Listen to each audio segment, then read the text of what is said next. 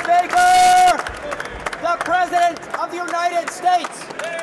سروک امریکا دونالد ترامپ داخواز یک ریزی هر دو آلیین سیاسی دپرسین آبوری و سیاست دروی امریکا کرد لدما پیشکش کرنا یکم گوتارا سالانه لسر روشا ولاد. سروک ترامپ تکس لسر بهاین هفبشن توای امریکیان کرد و گوت ام داخواز جه توای آلیان دکی ناکوکین خود دور بخن و یکتیا خوب بپارزن داخلک بزانت امت هاتین هل بجارتن بو خدمت کرنه.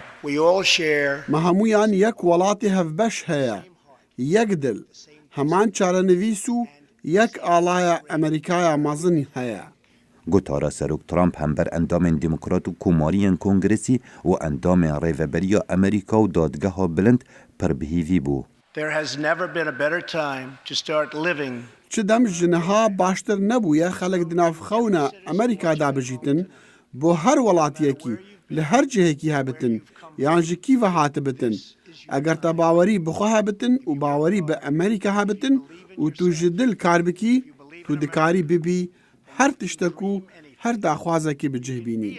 سروک ترامپ سنگی خسته سر یک جپرسن هر گنگن ولاتو گود کماری و دموکرات و بگه ناره کفتنه که لسر قانون کوجبریه بدارشتنا برنویس و قانونه که هر دو آلی پیرازی ببن. لگورا دانستاندنان ما داخواز کنگریسی کر برنویس قانونه که دارجن هر دو آلی لسر قائل بن و نه هم داخوازن کماریان و نه هم داخوازن دموکراتان و بینه بجه کرن. بشکا مازن یا 8 دقیقه گوتارا سالانه یا سروک دونالد ترامپ لسر سیاست دربه و گفن بسر پاراستنا امریکا و جوانا گفن ریخستین تیروریست بو. اثر بلندم بدم زانین هف پیمانی دجی داعشه نزیکی صد جسادی جخاک عراق و سوریا جوان پاقش کریا. درباره سیاست دربه سروک ترامپ سوز دا خورتر هم بر گفن کوریا باکور و ایران را پاستد.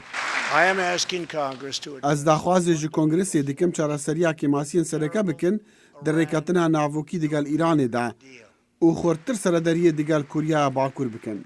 گوتارو سوزن سروک ترامپ زور هیویان لجم دموکراتان بخو و ناگرد پشتی یک سال جده سالاتکا پر بکشه و آلوزی. دیبساناهی به توای پرزگریک سال آبوری رد بکی نبتنه آلوزی آلیگیری دهاتا کرن لیش هنده جی مازنتره افری و بریا قانون مد پارزی دکه آرمانج او جیریب چاوکیدی دبینن به دولمندیاتا و هجمارا پشتگیرن تا دبینن. من حسب بهیوی بونا کام مازن کر جبر کو سروکی دمکا زور ترخان کر بو سوزن پیچ و والا و رازی کرن و پشتگیری کرن آگوتارا کان حزی و جگ جدا کرنه. یکم سالا سروک دونالد ترامپ لکوچ کاسپی پر با آستانگ بو هر جه پرسا دست وردانا روسیا ده هل بجارتنان دا و پرسا کجبریه و زیدبونا هست نجات پرستیه حتی سیاستا دروی امریکا.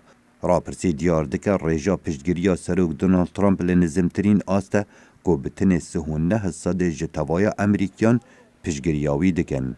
خالد فتاح دنگ امریکا.